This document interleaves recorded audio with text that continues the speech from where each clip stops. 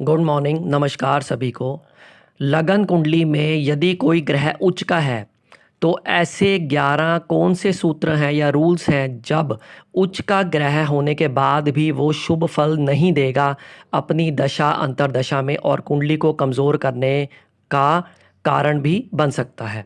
वो 11 रूल्स 11 सूत्र इस प्रकार हैं। पहला सूत्र, लग्नेश का यदि शत्रु हो उच्च ग्रह। दूसरा सूत्र, छठे अष्टम अथवा द्वादश भाव का स्वामी हो उच्च का ग्रह या उसकी कोई राशि इन भावों में आ रही हो। तीसरा सूत्र, त्रिकोण का स्वामी ना हो। चौथा सूत्र, सूर्य से पूर्ण रूप से अस्त हो और नवमाश कुंडली यानी कि D9 चार्ट में सूर्य से 2 भाव से ज़्यादा दूरी पर ना बैठा हो। पांचवा सूत्र, नीच ग्रह के साथ बैठा हो। छठा सूत्र, पाप कर्तृ योग के मध्य में बैठा हो।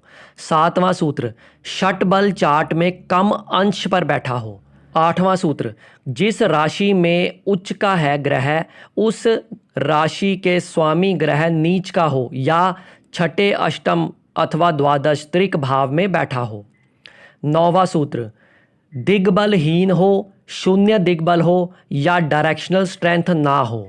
10वां सूत्र, D1 चार्ट में उच्च का हो परंतु D9 यानी कि नवमाश कुंडली में नीच राशि में हो। अथवा 11वां सूत्र, लगन के अलावा यदि ग्रह उच्च का है पर लग्नेश से षडाष्टक बैठा है यानी कि छठे या अष्टम भाव में बैठा है। ये 11 सूत्र यदि अप्लाई हो रहे हैं उच्च के ग्रह पर तो उच्च का ग्रह भी अपनी दशा अंतर्दशा में ज़्यादा शुभ फल देने में सक्षम नहीं होगा। उस ग्रह के बल में कमी अवश्य आएगी। इसलिए कुंडली विश्लेषण के समय ये अवश्य देखिएगा कि यदि कोई ग्रह उच्च का है तो जो मैंने 11 रूल्स 11 सूत्र बताए हैं उनको उस उच्च ग्रह पर उस एग्जॉल्टेड प्लैनेट पर अप्लाई कीजिएगा। यदि कोई ग्रह इन 11 प्रिंसिपल में आ रहा है उच्च का या एक से ज़्यादा प्रिंसिपल में आ रहा है तो उसकी शुभता में या उसकी पावर में कमी अवश्य आएगी। यदि आज की जानकारी ज्ञानवर्धक लगी हो तो लाइक कीजिएगा। ज्योतिष से संबंधित विषयों में यदि आप रुचि रखते हैं तो आप मेरे इस चैनल को सब्सक्राइब कर लीजिएगा। धन्यवाद।